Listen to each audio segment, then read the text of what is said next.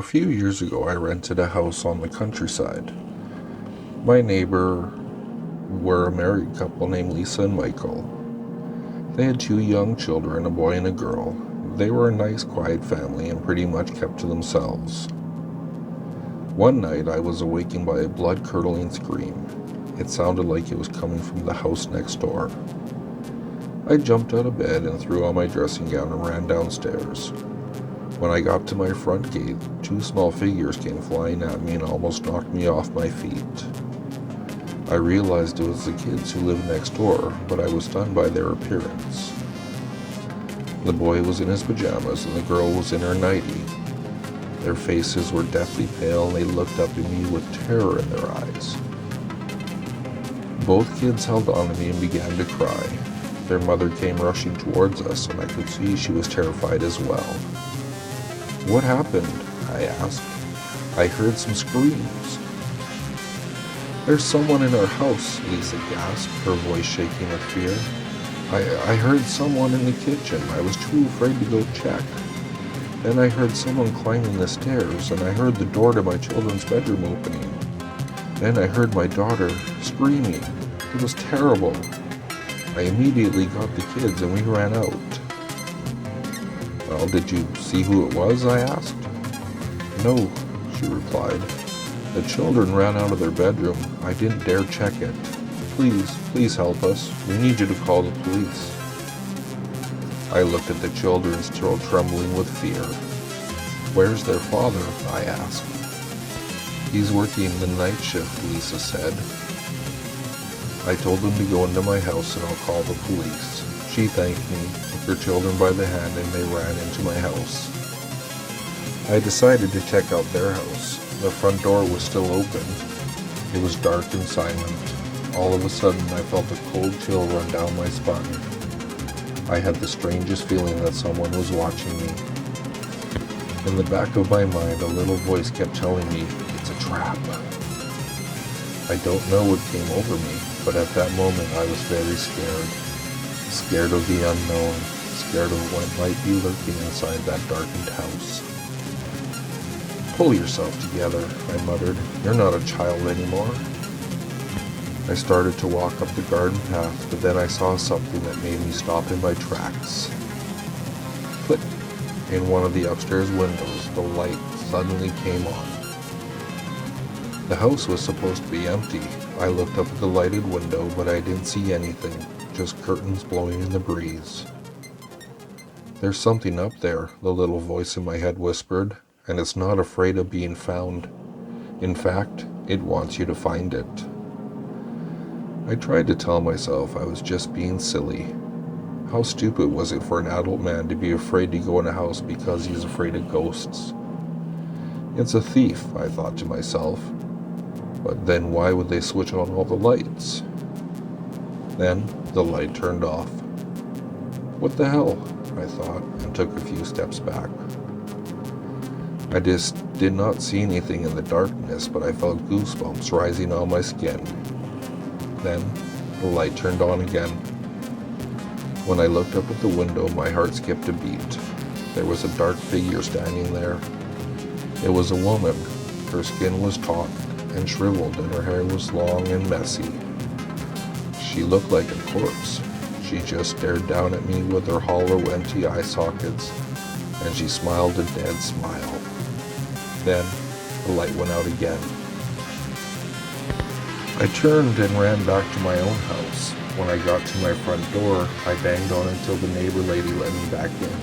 She looked at me with a mixture of fear and anxiety. My face was pale and my eyes were so frightened that the children began to cry again. "Water," I panted. I need water." Lisa grabbed a glass, filled it with water, and handed it to me. I downed it in one gulp. My heart was pounding and I had broken into a cold sweat. I was afraid that I was having a heart attack. "Did you call the police?" I asked, trying to pull myself together. "They're on their way," she said. "Did you check the house?" Let's just wait for the police," I replied. A few minutes later, the police finally arrived. They searched the house from top to bottom, but they didn't find any thief. There was no one there at all. The police questioned the neighbors, but nobody had seen or heard anything. When they questioned me, I didn't tell them what I had seen. What could I tell them? That I had saw a dead woman in the window, smiling an unearthly smile? Nobody would believe me. The police eventually finished up their business and left to take care of more important things. Around 7 o'clock in the morning, the woman's husband came home. The children were glad to see him, and together the family returned to their house. I tried not to look at their house, especially at the upstairs window. After that crazy night, I began to have trouble sleeping. As soon as I closed my eyes, I would see that face of the dead woman. Then, life seemed to get back to normal. The neighbors gradually managed to forget all about the incident. No one screamed during the night, and I didn't see any dead bodies standing in windows. Everything seemed to be back on track and life was good. But one evening, about a month later, I heard some knocking on my front door. The knock was loud and strong. They kept banging and banging as if they were going to break my door down. I looked through the peephole and saw that it was my neighbor, Lisa. I opened the door and found her standing there grinning at me. What happened?" I asked. She didn't reply. She just smiled and walked straight past me. She went into my house and turned left into the living room. She left me standing on the doorstep, dumbfounded. That fixed smile on her face unnerved me. It was so creepy, almost inhuman. It made me shiver from head to toe. It was dark outside and no birds were singing. I was about to go follow her inside when I heard voices coming from the house next door. When I glanced over the fence, I saw the neighbor children playing in their front yard. Then, I froze. I could not believe what I was seeing. Lisa was there. She was standing in their front yard playing with the children. I couldn't move. It felt like my entire body was paralyzed with fear. The little voice in my head was asking only one question. If Lisa is over there, then who is in my living room? I didn't stop to check. I immediately ran out of the house next door and asked my neighbors to call the police. 2 officers arrived and searched my house from top to bottom, but they didn't find a living soul. How could they? The only person in my house was a dead woman. The next morning I left the house and I didn't come back. Now I live in a city where all the people there are more alive than dead. I heard that my former neighbors, Michael and Lisa, moved out soon after I left. I asked around, and one of my family friends said the reason they moved out was because the mother and father of the family had gone insane. "They're such fools," my friend laughed. They thought that their house was haunted. I tried to laugh along with him, but I couldn't even muster a smile.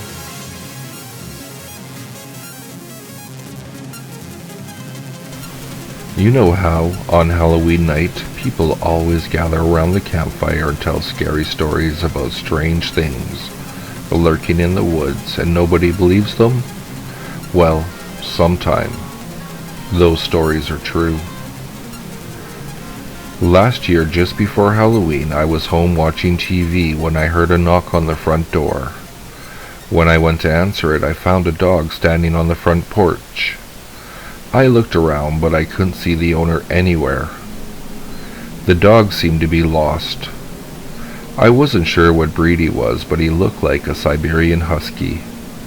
His tongue was hanging out and he was panting like he was thirsty, so I put out a bowl of water for him. The dog lapped up the whole thing.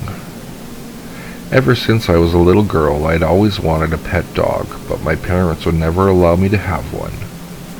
I didn't want to bring him inside the house, so I put him in the backyard. I gave him some leftovers to eat, but he just turned up his nose at them and refused to touch anything. That evening, when my parents came home, I told them about the lost dog. At first, they told me I would have to get rid of it, but after much begging and pleading, they told me I could keep it. However, they didn't want it inside the house. My mother was allergic to dogs. The dog slept in the garden shed. In the middle of the night, I woke up and looked out my bedroom window. I could see the dog's glowing eyes in the darkness. It seemed like he was just standing there, staring up at me. It gave me a very eerie feeling. The next day was Halloween. In the morning, I went to the store and bought a can of dog food. When I got home, I opened it up and put it into a bowl. The dog looked very hungry, but he refused to eat the dog food. I couldn't understand what was wrong with him. That evening, little kids were running up and down the street, dressed in their Halloween costumes. It kinda made me wish I wasn't too old for trick-or-treating. So I decided to take the dog for a walk in the forest behind our house. After a while, we came across a group of 3 teenage girls who were camping in the forest. They were planning to have a Halloween party in the woods, and they had brought some food and drinks with them. The girls were around the same age as me, so we chatted for a while. They asked me if I'd like to join them. One of the girls tried to pet the dog, but he just growled at her. He didn't seem to like being touched by anyone. And they were having trouble pitching their tent, so I decided to help them. Between the 4 of us, we managed to set up the tent. I looked around and realized my dog was nowhere to be seen. I asked the girls to help me look for him. By now, it was dark and the stars were out. The moon was pale and full, and the wind was whistling through the trees. We decided to split up into 2 groups. The first 2 girls went off together and I paired up with the third. We spent a long time looking for my dog, but there was no sign of it. Eventually, we gave up and started back towards the tent. Suddenly, we heard shouts and high-pitched screams echoing through the trees. We ran all the way back to the tent, and when we got there, we found the other 2 girls laying in a pool of blood. They were terribly injured. One of the girls was unconscious, and the other was barely clinging to life. I asked her what happened, and she managed to choke out a few words. She grabbed my arm and stared at me, her eyes wide with fear. She said that they had been attacked by some sort of monstrous creature that emerged from the woods. I tried to ask her more questions, but her grip on my arm slowly relaxed, and she died. The third girl burst into tears and couldn't stop trembling. We looked at each other in disbelief. Neither of us knew what to do. We were terrified, but we didn't want to leave the dead girls lying out there in the grass. We decided to carry them into the tent to protect them from being eaten by wild animals. As we crouched inside the tent, desperately trying to think of what to do, we suddenly heard strange noises outside. For a minute, I didn't know if the sounds were real or if it was just my imagination playing tricks on me. It sounded like a dog yelping in pain. I was worried that it was my dog and he might be injured. Working up my courage, I decided to go outside and see where the noises were coming from. The girl didn't want me to leave her alone, but I assured her I would be right back. Cautiously, I slipped out of the tent and searched the clearing. I crept up to the tree line and peered into the forest, but I couldn't see anything. The night was still and eerily silent. All I could hear was the soft whistling of the wind. When I went back to the tent, I was horrified to find it completely destroyed. Inside, the third girl lay dead. Her body had been ripped apart and partially devoured. A wave of fear washed over me and I felt weak at the knees. Afraid to stay out in the forest a moment longer, I took off running through the trees, and I didn't stop until I got to the safety of my own house. My parents asked me what was wrong, and when I told them the horrible story, they called the police. Soon, there were flashing lights in our driveway and 2 police officers were questioning me about what had happened. They went out into the woods and found the dead bodies of the 3 girls laying in the tent. They didn't find my dog anywhere. The policeman said they must have been attacked by wild animals and told me I was lucky to be alive. They said my dog had probably been eaten by the wild animals as well. The next morning, I was out in my backyard when I got the strangest feeling that I was being watched. When I looked up, I saw my dog standing at the forest's edge. He was just standing there staring at me. Then, he did something that terrified me. He stood up on his hind legs, turned around and walked back into the forest. I never saw him again. The lost dog is still out in those woods. Now and then, somebody spots him lurking in the trees. Whenever there is a full moon, I go around our house making sure all the doors and windows are securely locked. Then, I lie in bed and pray for the morning to arrive.